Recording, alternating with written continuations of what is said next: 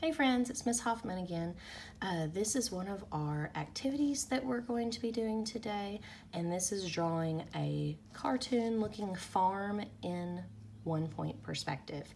So the reason why I chose a farm today is because those Scholastic reads I've been talking about, which is awesome. You can log on to School Magazine, scholastic.com, and get a free fiction and nonfiction story for each grade level for completely free without having to subscribe for the next couple of weeks on Scholastic. And if you're having a hard time accessing that, please put a comment below and I will try to share that link with you. I know I've shared it with a lot of the classroom Facebook pages and on some of the school Facebook pages, but if you can't access it, let me know and I'll try to share that link with you. But the free stories for 1st and 2nd grade today are all about farms, and so the fiction story is all about farms and the nonfiction story is all about living on a farm. And so I decided to do this 1-point perspective farm drawing with you. As you can see in 1-point perspective, everything kind of lines up to the middle, and we'll talk about that in a second. And it gives it that cool sense of depth, makes it look like it's going back in space, so you can tell this is our foreground, we have a middle ground, and we have a background, okay, which we have learned those words in class. So we can see the foreground, the middle ground, and the background, and it gives it a sense of depth. Those are some words to remember. Now, what we're going to do is I'm going to start with a piece of paper. I'm going to try to line it up in my camera so you can see. And I'm going to do all of these steps in marker, again, just because it's hard for you to see what I'm doing if I'm doing these steps with a pencil. But you would want to do all of these steps in pencil. And then if you want this cartoon look that we have going on in this version, after you do all the steps in pencil, you could trace with a marker and then you could color. That gives it the nice outlined cartoon look.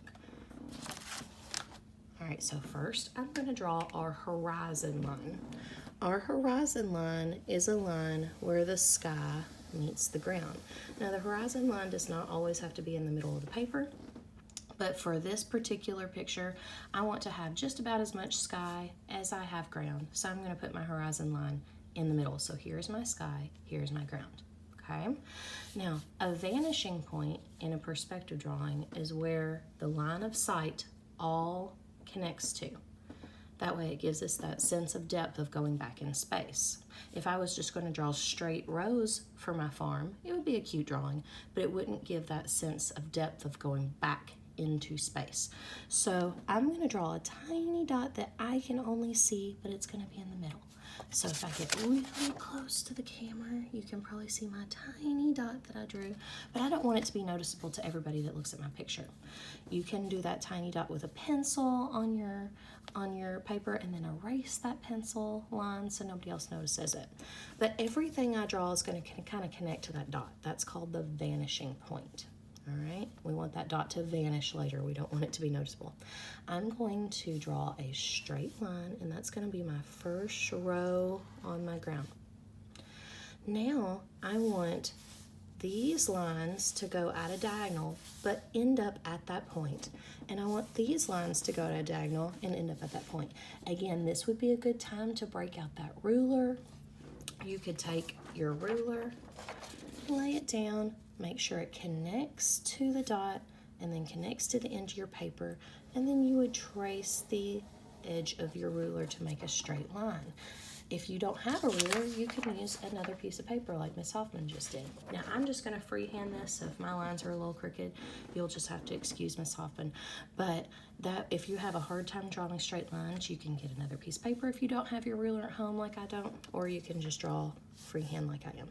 So I drew a diagonal line going this way. Now I want to keep these symmetrical, so I'm going to do one this side, one this side, one this side, one this side. So now I want to draw a diagonal line going this way, about the same size. Again, you can use the edge of a piece of paper, the edge of a box, a piece of cardboard with a straight edge, or if you are lucky to have your ruler at home, that's a good thing to use. Now I'm going to go from the dot to over here to the edge of my paper. I'm going to do the same thing from the dot to the edge of my paper. And I have enough room for probably one more row. So I'm gonna go from the dot to the edge of my paper. From the dot to the edge of my paper. So now I have rows in my field that look like they're going in towards the vanishing point, which is giving us a cool perspective look. Now I could have kept my rows a lot closer to this to look like tight corn rows, and or I could have kept them farther apart, but I like this spacing right here. But of course, feel free to make them closer. Now I'm going to scoot this a little closer so you can see what I'm doing. I'm going to draw the sun rising or setting. So it's going to have this look right here. So I need to draw a half of a circle, and I want it to be right there where the top of my half of a circle is right above my vanishing point. So I'm going to go half of a circle right here. Okay.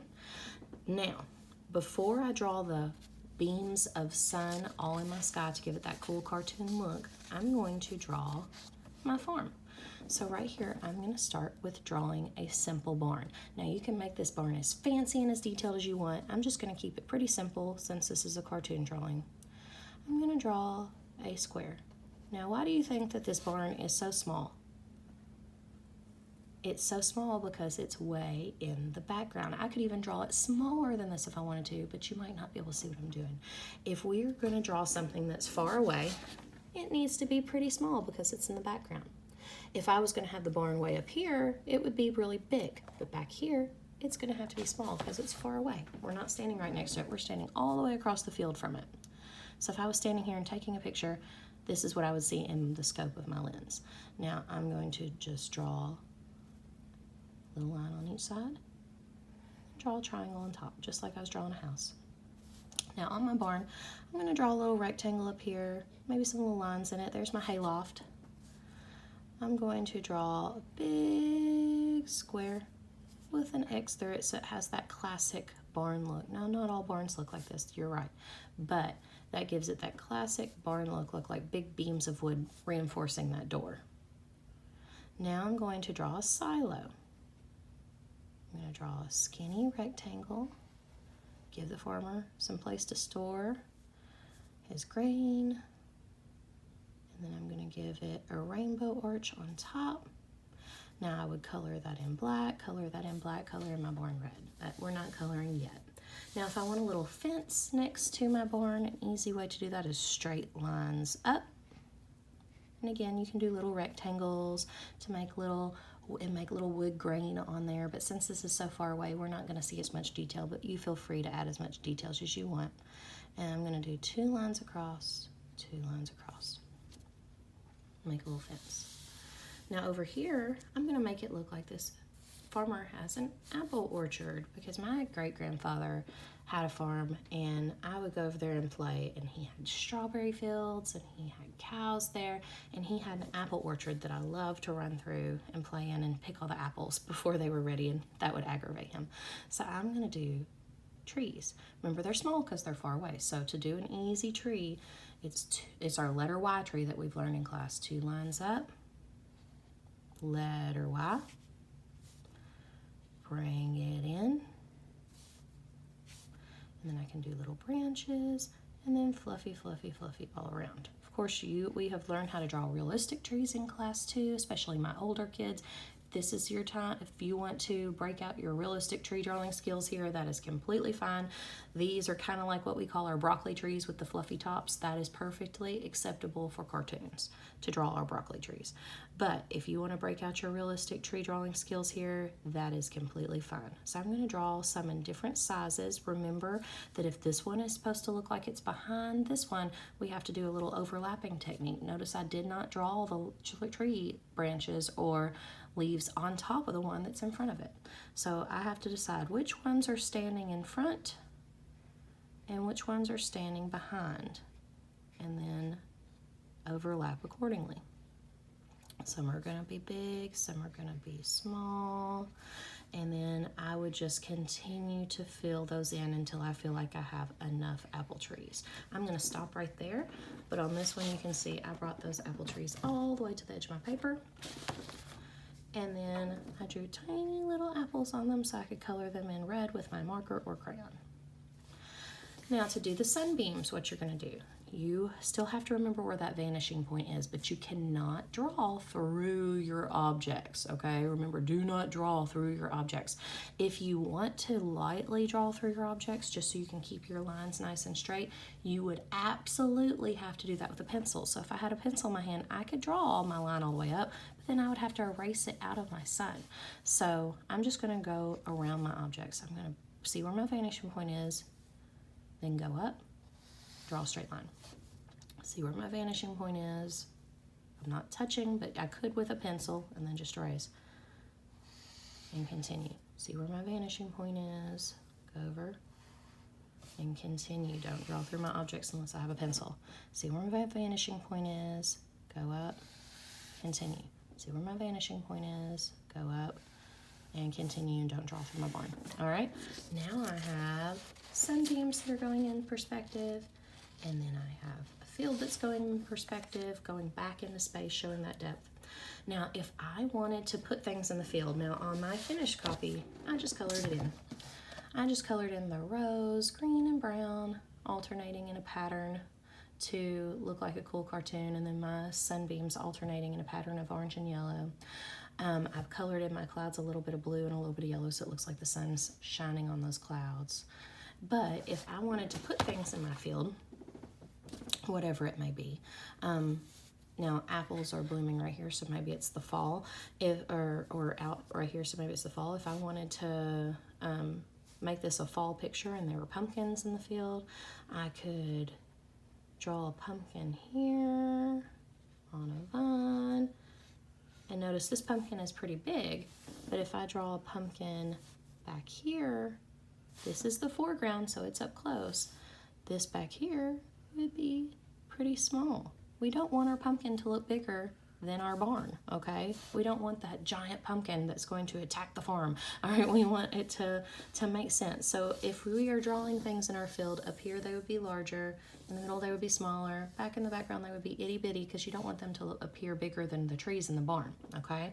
If I was drawing corn the same way, my corn stalks in the foreground are going to look very tall, okay? My corn stalks in the middle ground are going to be a little smaller, my corn stalks in the background. I chose not to draw anything in my field just because I wanted it to be a neat, crisp, cartoon look, and I wanted it to look like maybe they had just planted it or they had just plowed it, okay? So it's nice and neat and nothing on there. All right. I hope you enjoyed this farm drawing. I'd love to see your farm drawings if you make any today. Please share in the comments. We'd love to see them. I saw some awesome pictures shared on some of the school Facebook pages of students' optical illusions yesterday and their llama drawings. So if you get to do this today at some point, share it with us. Thanks. Bye.